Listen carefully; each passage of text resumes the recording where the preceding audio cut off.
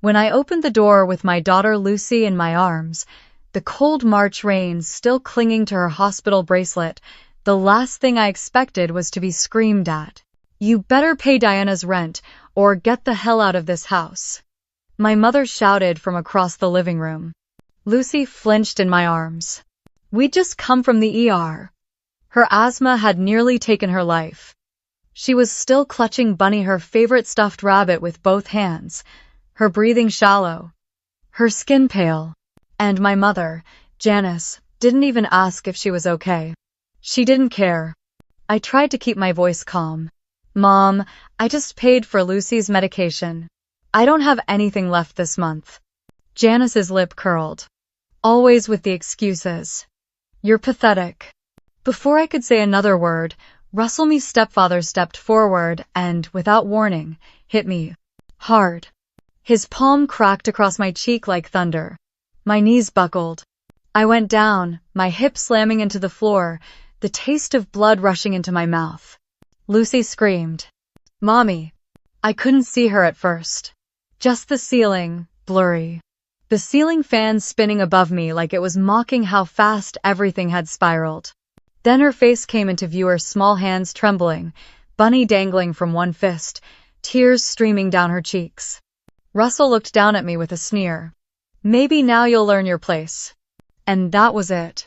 That was the moment it broke inside me, the fear, the guilt, the silence I had swallowed for years. They weren't my family, they were my prison. I sat up slowly, blood in my mouth, eyes burning but dry. I didn't cry, because I finally knew. I wasn't going to let Lucy grow up thinking this was normal. I wasn't going to let them break her, too. Have you ever been pushed so far by your own family that you realized you'd never go back? If this hits home, stick around. You're not alone. Over. That night, while Lucy slept beside me, still holding Bunny, I whispered 5 words into the dark. "This ends with me."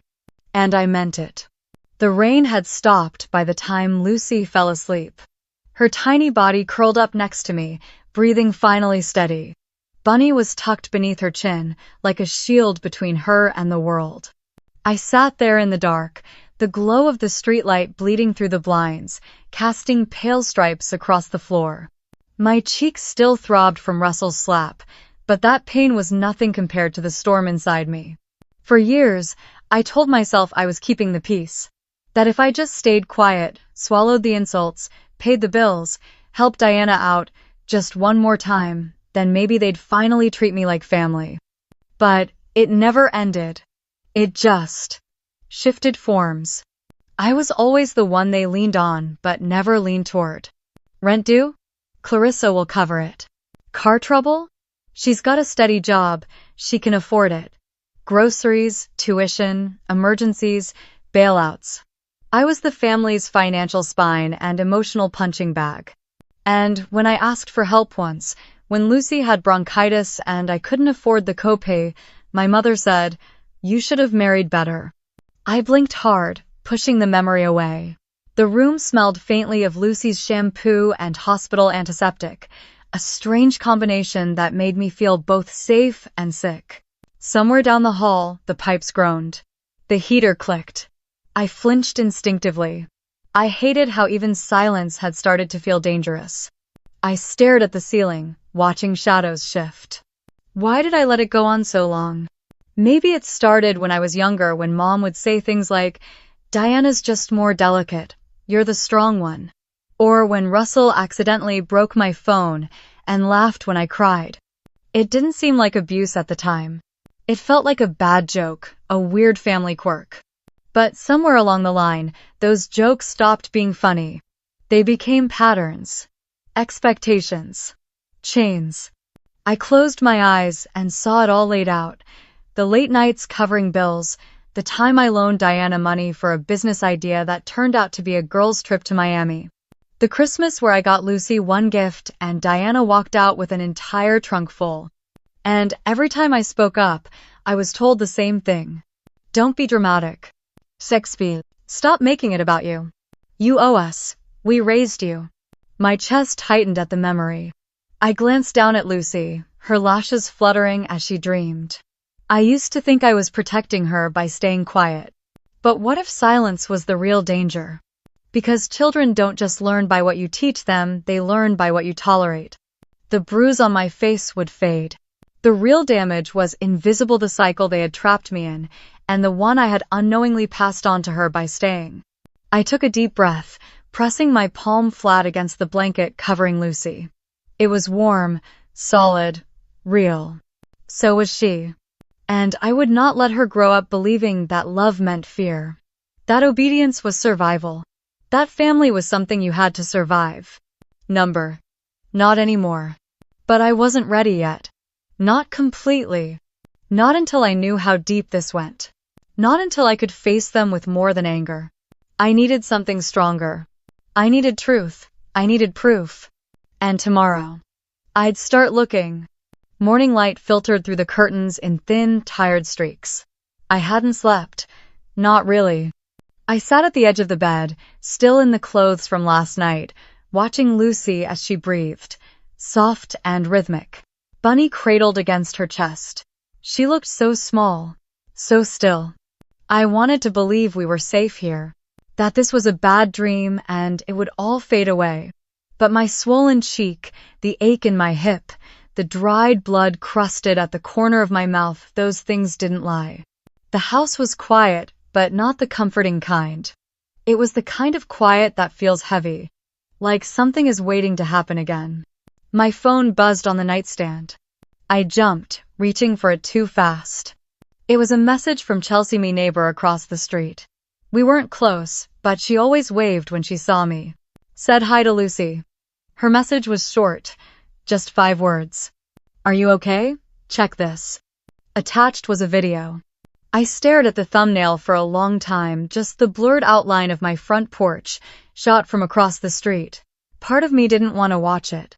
The part that still wanted to protect them. The part that still whispered, it wasn't that bad. But my thumb moved on its own. I tapped play. There I was, standing in the doorway, Lucy tucked against my side. Janice's voice came first sharp, cutting, echoing off the walls like a slap on its own. The angle shifted slightly. Chelsea must have hidden her phone behind the curtain. Then came Russell. I watched it happen, his hand lifting, his body lunging forward, and then the sound. That sound. The crack. My body falling out of frame. Lucy's scream. High. Piercing. Real. I paused it. My hands shaking. My breath caught somewhere between my chest and my throat. I pressed play again. This time, I watched Lucy's face. The way her mouth opened in a silent cry before the sound even came out. The way Bunny slipped from her fingers. The way she looked at me helpless. Frozen. I couldn't breathe. I wanted to delete the video. Pretend it didn't exist. Just go on with my day and wait for everything to blow over like it always had. But I didn't. I replayed it. Again. And again. Each time, I saw something new. Russell's expression. Janice watching like I was the one at fault. My own hands trying to push myself off the floor while blood dripped from my mouth. And Lucy. Always Lucy. I looked over at her now, still asleep, one arm flung over her head.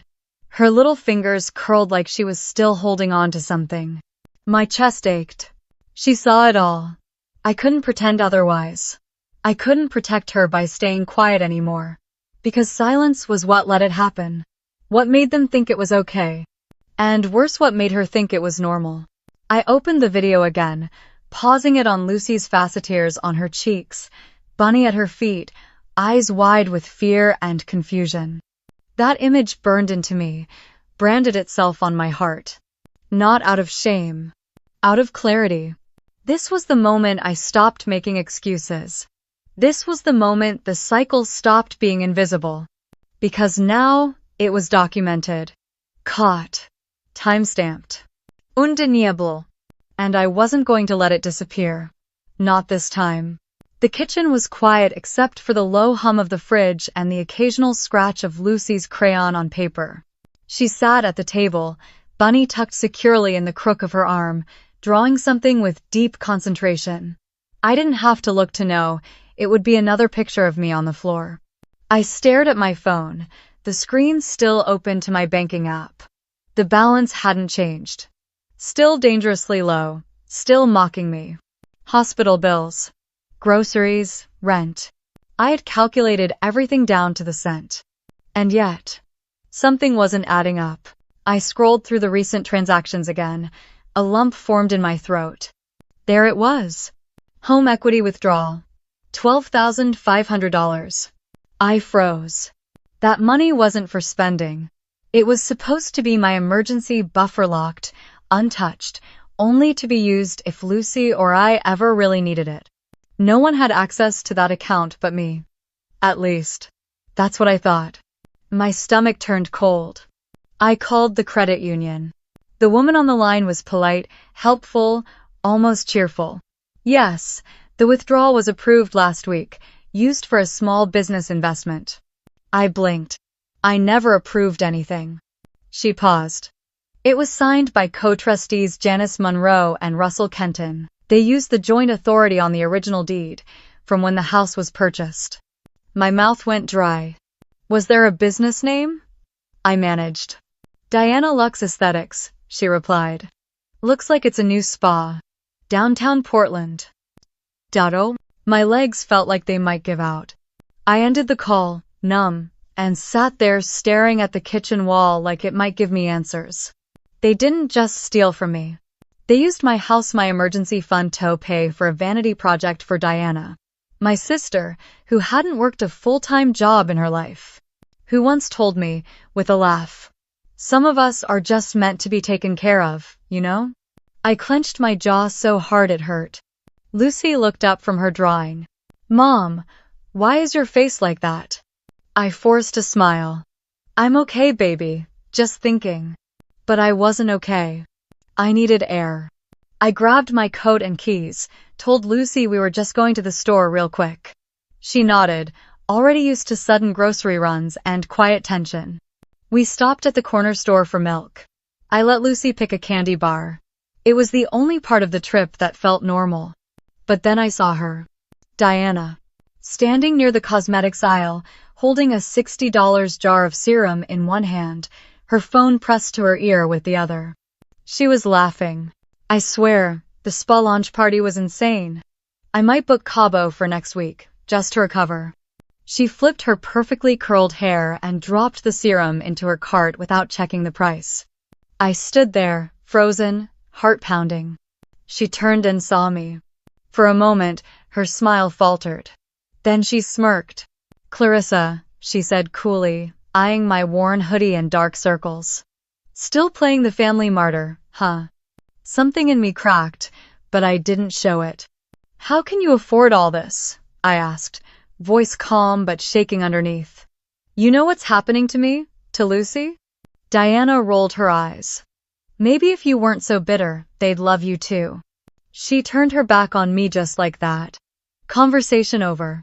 I stood there for a long time, gripping the cart handle until my knuckles turned white.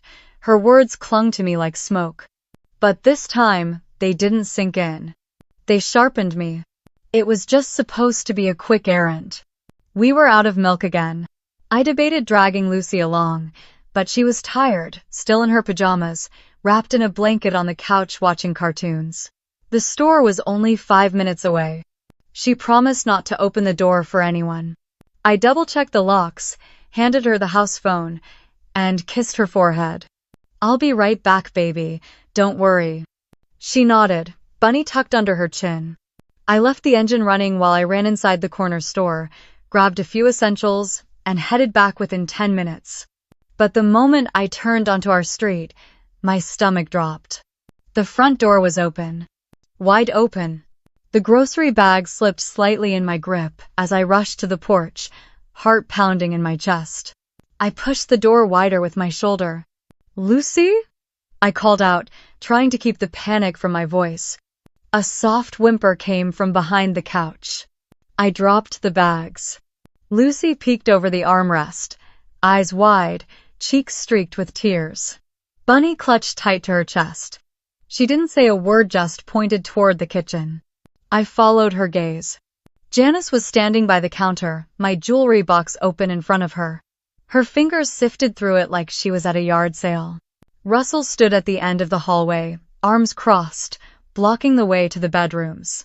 My voice caught in my throat. "What are you doing?" Janice didn't look up. "Taking what's ours," she said flatly, dropping a bracelet into her purse. "Since you won't help your sister." "You can't just come in here," I said, louder this time, stepping forward. "This is my house." Janice turned to face me, lips curling into something that might have been a smirk. "Don't talk to me like that. We gave you everything."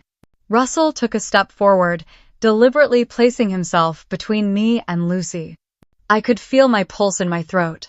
"You need to leave. Now." Janice gasped suddenly, grabbing her chest. Her body sagged as she leaned against the counter, eyes wide and dramatic. "You're killing me, Clarissa," she wheezed. "You're tearing this family apart." I froze. Instinct almost kicked in, almost made me rush forward, reach for her, ask if she needed help. But I caught at the flicker in her eyes, the quick peek to see if I was panicking. It was a performance. All of it. I lowered my hand. Outside, I heard murmurs, neighbors stepping onto their porches, eyes turning toward our house.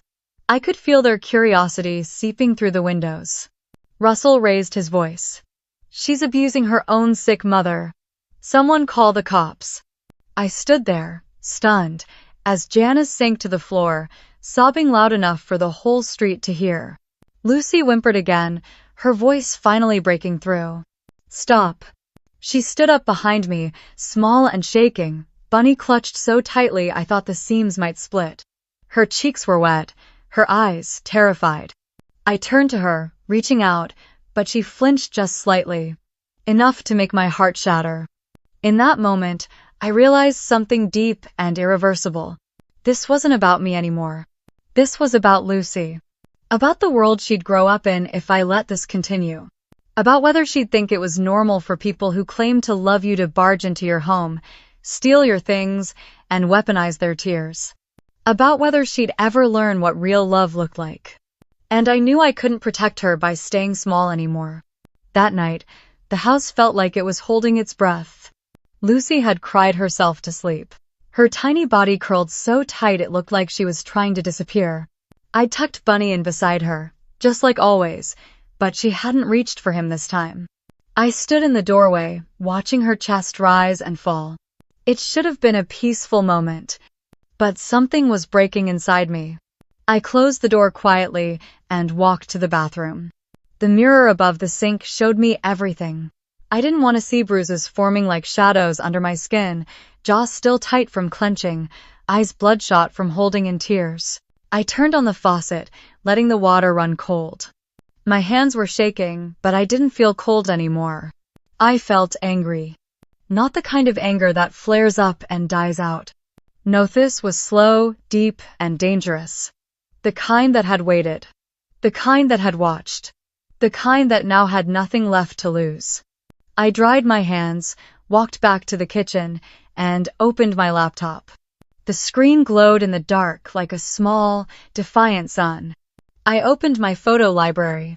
I knew where to start. The bruises. I had taken photos before. Quietly. Carefully.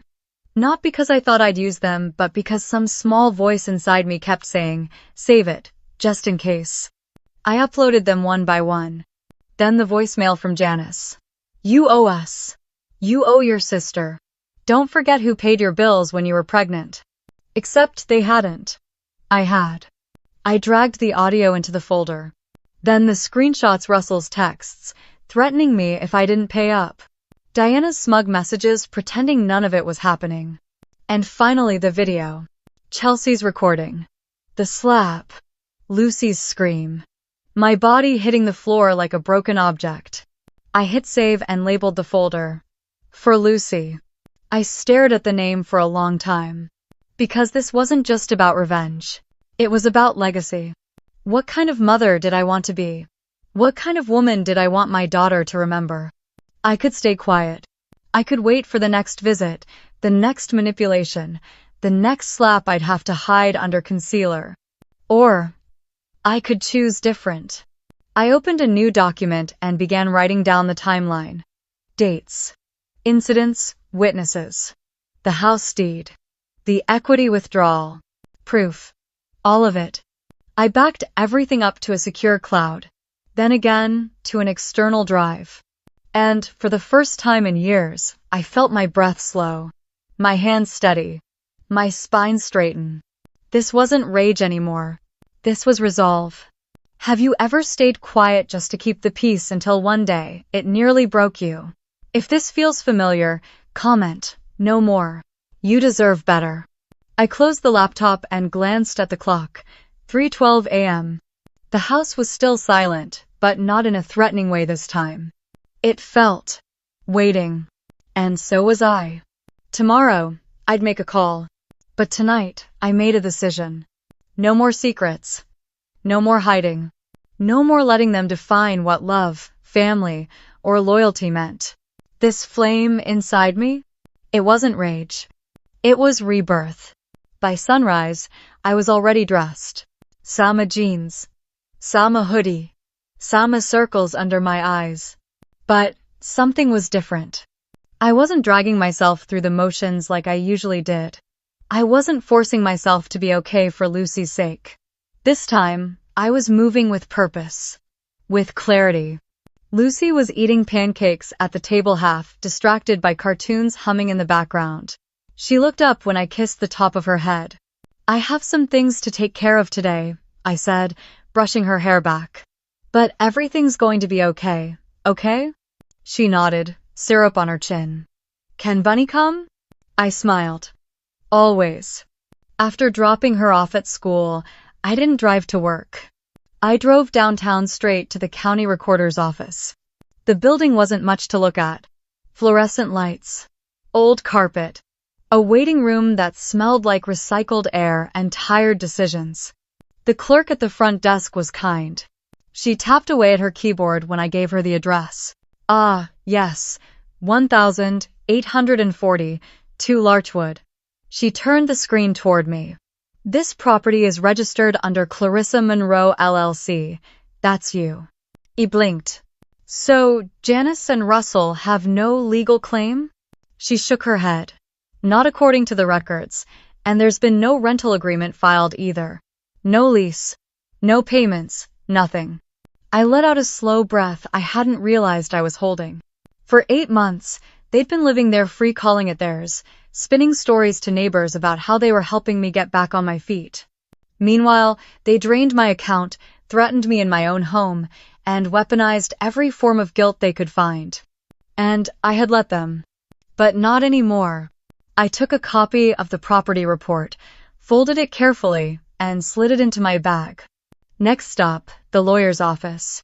I had met him once, during the early days of Lucy's custody paperwork. His name was David Nguyen. Soft-spoken. Meticulous. The kind of man who spoke in facts, not fear. He remembered me. I was wondering when I'd hear from you again, he said, motioning for me to sit. What's going on? I placed the folder on his desk. I want to file for a restraining order and an eviction. He nodded. No judgment. No questions about, are you sure? Just tell me everything. So I did. The slap. The forced entry. The video. The financial manipulation. The bruises. The texts. The voicemail. The theft. He took notes without flinching. Then looked up. Clarissa, you have every legal right. This isn't complicated. It's just paperwork. But it's family, I whispered. He met my eyes. And that's what they're counting on. That you'll stay quiet because they share your last name. I swallowed hard. I'm done being quiet. He slid the documents across the desk. I signed them without hesitation. When I stepped back outside, the air felt different. Colder. Cleaner. I wasn't angry. I wasn't afraid. I was ready. Ready to show them that silence was no longer their shield and that law, for once, was mine. They were already waiting on the porch when I arrived. Janice sat in one of my patio chairs like she owned the place, arms folded tight, mouth pursed in that familiar way, half pity, half poison. Russell leaned against the railing, chewing on a toothpick, like this was all some kind of game. They hadn't seen the deputy's car pull in behind me yet. I parked slowly, hands steady, palms warm on the steering wheel. No shaking this time. Lucy sat quietly in the back seat, Bunny hugged close to her chest. I turned around. You okay? She nodded. They're not coming back inside, right? No, I said. Not unless I say so.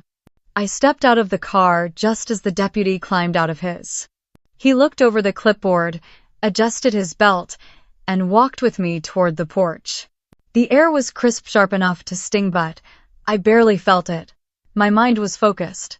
My steps were sure. When Janice saw the papers in my hand, she stood up so fast the chair rattled. You're throwing us out? Her voice cracked like a whip. Your own parents? Russell straightened, eyes narrowing. What the hell is this?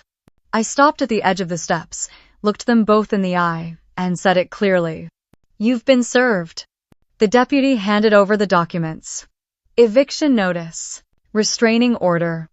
All signed, all stamped, all real. Janice's hands trembled as she flipped through the pages, her face blanching. This is insane, she snapped. You're abandoning your family. Russell stepped forward, just a little too close. You think you've won, Clarissa? You'll come crawling back. You're nothing without us. I didn't move. I didn't flinch. I just stared back and said, Number, I'm nothing with you. From the corner of my eye, I saw curtains shifting, neighbors peeking out, a few stepping onto their porches. The whispers had already started. Good. Let them see. Let them all see. Janice turned toward the growing audience, voice rising. She's putting us on the street, after all we've done for her. The deputy cleared his throat, firm but calm. Ma'am, you have 10 days to vacate. If you don't, we'll proceed with physical removal. Janice's eyes darted back to me. She looked for a crack, a hesitation. There wasn't one. Then I heard it, Lucy's voice from behind me, small but clear. Mom? I turned. She had stepped out of the car, still hugging Bunny, her boots crunching on the gravel. Her eyes were wide but calm.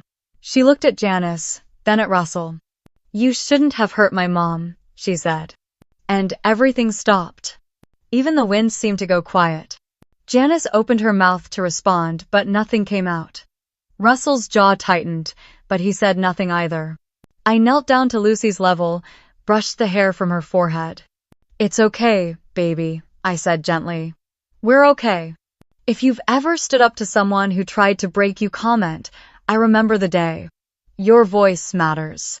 As I stood, the weight I'd been carrying for years lifted just a little. Not because they were leaving, but because I finally believed they had no power over me anymore. The sky was a dull gray, the kind that feels heavy before a storm. Lucy sat beside me in the car, her legs swinging above the floor. Bunny hugged close as always. She didn't say much on the drive, just traced circles on the fogged window with her finger. Her quiet was different today, not scared, just waiting. We're really doing it, huh, Mom? She whispered. I reached over, brushed a strand of hair from her face. Yeah, baby, we are. When we turned the corner onto Larchwood Street, it felt like the whole neighborhood was holding its breath. The house came into view, and I saw the mess before we even parked. Garbage bags on the lawn. A broken patio swing tilted on its side. One of my old dining chairs, stained and splintered, lay tossed against the fence like someone had kicked it on the way out. Janice was pacing on the porch in a puffy coat, phone glued to her ear. She's here now, she barked into the receiver. She's really going through with it. Thessa. Russell stood near the steps, arms crossed, glaring at the moving truck pulling up behind us. He pointed at the crew. Don't touch that, that's mine. So's that blender, and that lamp. I got out of the car slowly. The air was cold and sharp, stinging my cheeks, but my hands didn't shake this time. Lucy stayed in the car, watching everything with wide eyes. When I looked back at her, she nodded just once and I knew she understood. This was the moment we'd been moving toward for weeks. The deputy met me halfway up the walkway, clipboard in hand, calm and professional. Just another task on his schedule, but to me, this was sacred. Janice spotted me and immediately pointed.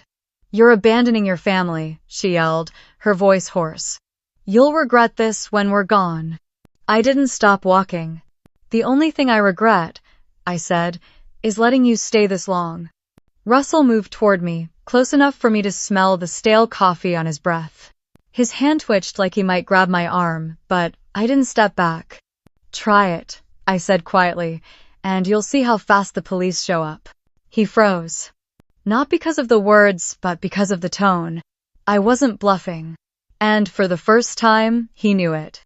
Janice turned her performance to the street, shouting to the neighbors, hands flailing. "She's throwing us out into the cold. After everything we've done." But no one rushed over. No one stopped the movers. No one offered sympathy. Some watched from behind curtains. Others simply closed their doors. The deputy stepped forward and handed me a final confirmation slip. "Ma'am, the property is officially back under your control." Janice let out a cry somewhere between a wail and a curse. She dropped to her knees dramatically, clutching her chest. No one moved to help her. That's when Lucy stepped out of the car. Small boots crunching on the gravel. Bunny dangling from her hand. She walked right up to me and looked at Janice and Russell. "You shouldn't have hurt my mom," she said. And just like before, everything went still. Even the wind held its breath. Janice's mouth opened, but nothing came out. Russell's shoulders sagged. The last box hit the lawn with a heavy thud. They looked smaller now. Deflated. I knelt beside Lucy, cupped her cheek. "We're free," I told her. She blinked, then smiled softly. "Bunny's not scared anymore, Mommy." I swallowed the lump in my throat and whispered, "Neither am I." The new place was smaller. 2 bedrooms, 1 bath, creaky wooden floors that groaned when you stepped in the wrong spot, but it was ours. No one else had a key. No one else had a say. From the outside, it looked like every other rental on that quiet street except for one thing. Lavender bushes. They lined the walkway leading up to the front door, blooming soft and purple even in the chilly early spring air. The scent hit you before you even stepped inside, sweet, calming, something between memory and hope. Lucy called it the Lavender House the first time she saw it. And the name stuck. It had only been a few weeks since the eviction, but it felt like months. Maybe even years. The echoes of our old life had finally started to fade, not gone, not forgotten, but less sharp around the edges. Lucy had her own room now. She picked out curtains with little moons on them and asked if she could hang her drawings on the wall. I said yes to every single one. She spent hours sitting cross-legged on the floor, crayons spread out in every direction, Bunny always by her side. Sometimes she hummed while she colored. Sometimes she just smiled. There were no locked doors in this house. No shouting voices from the hallway. No forced whispers in the kitchen. Just sunlight through clean windows. Just the soft sound of cartoons playing in the background. Just the hum of a life that finally belonged to us. I sat in a thrifted armchair by the window most mornings, a cup of coffee warming my hands. Sometimes I read. Sometimes I just watch the breeze ripple through the lavender outside. I was still learning how to be still. How to breathe without bracing for impact. Lucy started painting classes at the community center down the road. Her hands came home smudged in every color of the rainbow, her eyes bright with stories about new friends, new games, new beginnings. She slept through the night now. No more waking up crying, no more clinging to me like she might disappear. Just sleep deep and peaceful. I started therapy. At first, I thought I wouldn't know what to say. That I'd sit there frozen, unsure where to begin. But the words came faster than I expected. Anger, shame, grief, exhaustion. All the things I'd buried under responsibility and survival. I was learning that love didn't mean obligation. That family didn't mean submission. That strength didn't mean silence. The guilt was still there, sometimes loud, sometimes quiet. But I was learning how to let it go, one memory at a time. One morning, Lucy padded into the living room in her pajamas, her hair sticking up like a little dandelion. She climbed onto my lap and handed me a new drawing. "This is us, Mommy," she said, pointing. "That's you, that's me, and that's Bunny." The picture showed two stick figures holding hands beneath a big, golden sun. Bunny sat in the grass, a little heart above his head. I felt tears sting, but I didn't let them fall. "Bunny's happy now," she whispered. I looked at her, kissed her forehead, and smiled. "Me too, baby. Me too." Some wounds don't bruise. They settle under the skin, behind the ribs, in the space between breaths, quiet, persistent, and harder to name. Even in the lavender house, with its warm light and softer mornings, I could feel them.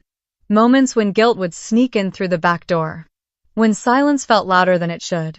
When I'd catch myself reaching for my phone, expecting another message. Expecting another demand. But there was no new message. Just the old ones still sitting in my inbox like landmines. From cousins, distant aunts, people who hadn't spoken to me in years until now. "You really kicked your own mother out? She must have been desperate. You didn't have to go that far. Clarissa, family is complicated. You should have handled this privately." They didn't ask what happened. They didn't ask about Lucy. They didn't want the truth. They wanted the version of me that stayed quiet. The one who absorbed every insult, every slap, every manipulation, and smiled through it. They wanted the Clarissa who kept the peace at any cost. But that version of me didn't live here anymore. Still, their words hurt. I sat at the kitchen table, rereading one particularly venomous message from an old family friend. "Janice always loved you in her own way. Shame on you." For a moment, I almost responded. Almost tried to explain the bruises, the stolen money, the look in Lucy's eyes when she flinched away from her own grandmother. But I didn't. Instead, I opened a folder on my phone. For Lucy. The video. The audio. The photos. The dates. The proof. I watched it all again. Not to relive it, but to remind myself it wasn't just in my head. I clicked forward and sent it to the ones who questioned. No commentary, no begging, just facts. Some never replied. Others sent a short, "I didn't know." But it didn't matter. Because I wasn't doing this for their approval. I was doing it so Lucy would never question the moment I chose her. The moment I chose us. Therapy helped, too. Not in a magical, overnight kind of way, but in the slow, honest grind of unlearning everything I thought love was supposed to feel like. The therapist asked me once, "When was the first time you remember being silenced?" It was a simple question, but I couldn't answer. Because the silence wasn't one moment, it was a lifetime. Being told I was too sensitive, too dramatic, too ungrateful. Being taught that love looked like sacrifice. That loyalty meant endurance. That blood meant ownership. I had to rebuild that definition from the ground up. Now, love looks like Lucy asleep with paint on her fingers. It sounds like her laughter echoing down the hallway. It feels like locking the front door and knowing no one else will come storming in. I'm not healed. Not completely. But I'm healing. One session at a time. One boundary at a time. One breath at a time. And for the first time in my life, I don't feel like I'm losing pieces of myself to survive. I feel like I'm finding them again. The first real sign of spring came quietly. A soft breeze slipped through the open window, carrying the scent of lavender from the bushes outside. The sunlight poured into the living room, painting long gold streaks across the floor. Lucy was humming again. She sat cross-legged near the coffee table, surrounded by scattered markers and half-finished drawings. Bunny was tucked beside her, his once floppy ears now permanently tilted from all the holding and hugging. She was drawing a house again, her house. I stood by the kitchen sink, rinsing out her lunchbox. Not because I had to, but because it had become a new kind of rhythm. Gentle. Grounded. Lucy looked up and held out a page. Look, Mommy. I dried my hands and walked over, kneeling beside her. The drawing showed the same two stick figures she always made on tall, one small, hand in hand beneath a bright yellow sun. But this time, there was a third figure. Bunny, of course. And next to Bunny, a garden. I smiled. What's that? That's the part we plant, she said matter-of-factly, to grow happy things. I pressed the paper to my chest. There were so many days I never thought we'd get here. After the eviction, after the silence, after the therapy, and the hard nights when guilt tried to crawl back in, I still sometimes woke up expecting a knock on the door. Still found myself flinching at every unknown number that lit up my phone screen. But that fear was softer now, more distant, like an echo you can finally walk away from. I had heard, through a cousin, that Janice and Russell were now living above a shuttered nail salon, fighting over bills, calling Diana for help, being ignored. I didn't feel satisfied. I didn't feel vengeful. I just felt done. Some of the neighbors from the old block messaged me. A few apologized for staying silent. Some said they were proud. One sent a picture of the porch empty now. I didn't answer them all. I didn't need to. Because freedom doesn't always announce itself with loud victories. Sometimes it arrives on a quiet morning, when your daughter's laughter fills the room, and you realize you're not bracing anymore. We planted wildflowers in the backyard that weekend. Nothing fancy. Just seeds from the dollar store, scooped into a patch of soil by the fence. Lucy insisted Bunny helped.